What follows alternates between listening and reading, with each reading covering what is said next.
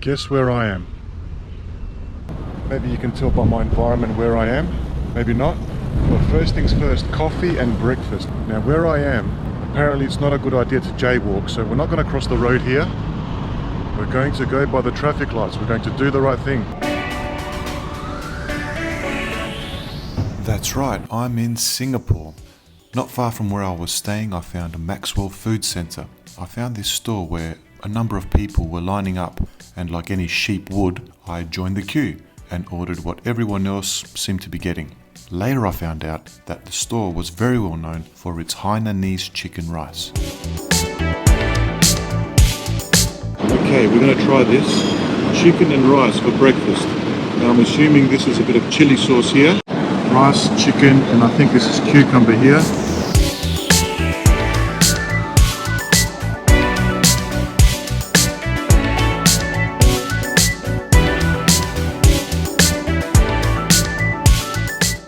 Let's see if I can open this thing up. Iced coffee, it's sealed. Sure I can do it. I'm not going to embarrass myself on camera.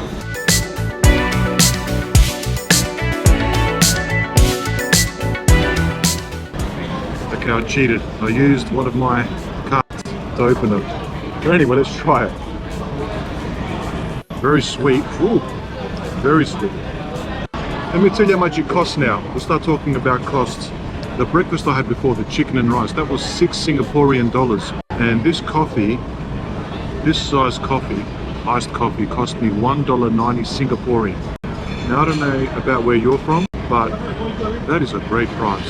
And people talk about Singapore being very expensive. I have to say, those prices, very welcome, and it's delicious.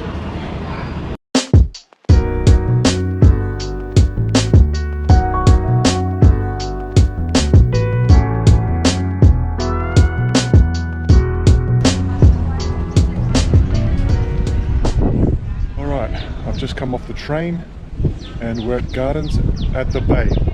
Gardens by the Bay. Gardens by the Bay.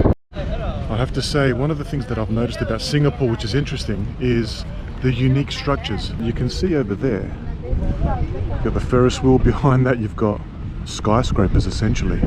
You've got some other unique buildings over there. It's just a very unique and varied skyline in my opinion. Good stuff, Singapore. Very pleasing to the eye. Those guys are brave running in this weather. Okay, it turns out I was going in the wrong direction.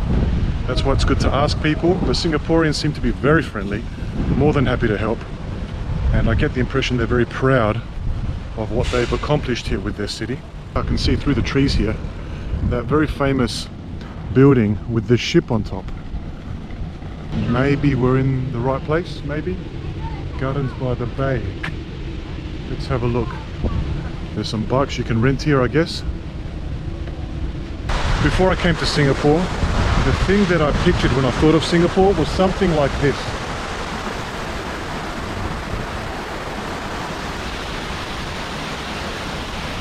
How beautiful is this location? Beautiful, lovely. Finding these super trees is going to be more difficult than I first suspected. Let's turn right. Okay, Supertree Grove. I'm assuming that's where we're supposed to go. Let's go check it out. Surely it's this way. Super trees. We want to see some super trees. Not just regular trees, we want super trees. I think I can see them, guys. I think I can see them. Alright, let's get a bit closer. We want to get right up next to them and see how big they are. Check out this entrance, guys. You're welcomed by these lines. There's one there, there's one on the other side. And then you walk down here. Check this out.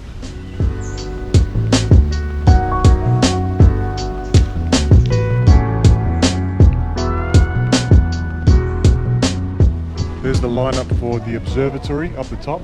You can see people walking along the bridge. I have limited time here in Singapore, so I'm just going to walk around at this ground level and enjoy the walk, enjoy the exercise, enjoy the sunshine. It is very hot and very humid, but it was worth the trek out here 100%. This is very beautiful. It's something that's very unique. I've not seen it anywhere else in the world that I've traveled to. and I would highly recommend you come visit Supertree Grove here in Singapore.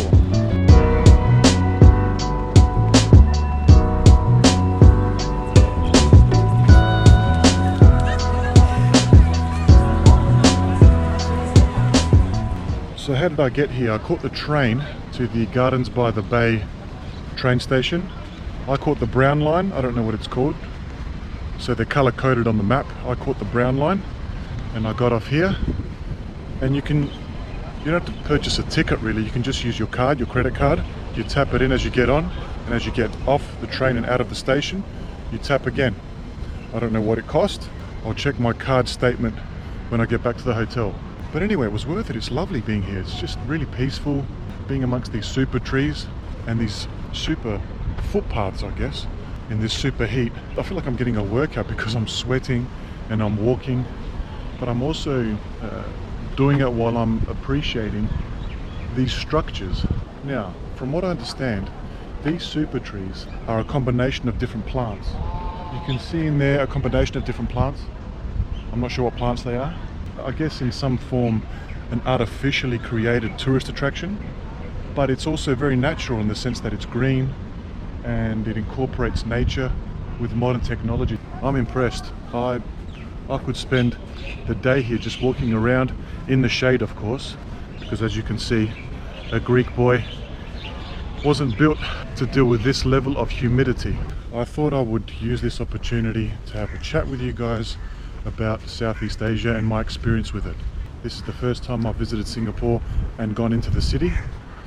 It is humid, it is hot, as I imagine most of Southeast Asia is, but from what I understand, what separates Singapore from the rest of Southeast Asia, generally speaking, is its cleanliness and perhaps some of the strict guidelines that are in place.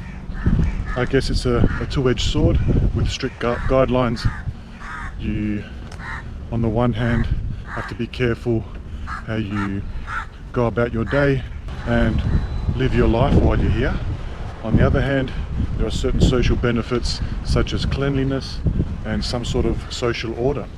It's important as a tourist, I think, to make sure you are aware of these rules so that you don't get into trouble. Some penalties can be extreme. For example, I had some chewing gum, or a packet of chewing gum that was in my bag in Australia, and before I got on the plane I took the chewing gum out of my bag before I got to the airport, in fact, and just gave that packet of chewing gum to a friend of mine before I even got to the airport, because I had read that you cannot bring chewing gum into Singapore. Some of these rules may seem extreme, and I understand, but it does offer other benefits. What's your opinion on this? Let me know in the comments below.